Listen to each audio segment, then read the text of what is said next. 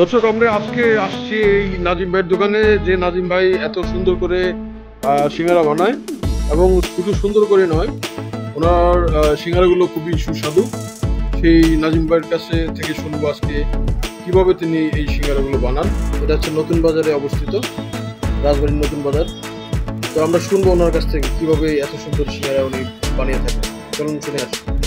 আলুটা আগে পরিষ্কার করে ধুবেন, ধুয়ে সে ছোট ছোট করে কাটবেন, কাটার পরে আবার ধুবেন, ধোয়ার পরে জন্নাতে রাখবেন।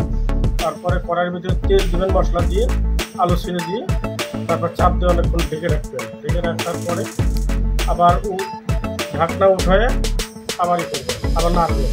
নাড়ার পরে ভালো মতন সিদ্ধ হওয়ার পরে আলুটা নামাই দেবেন।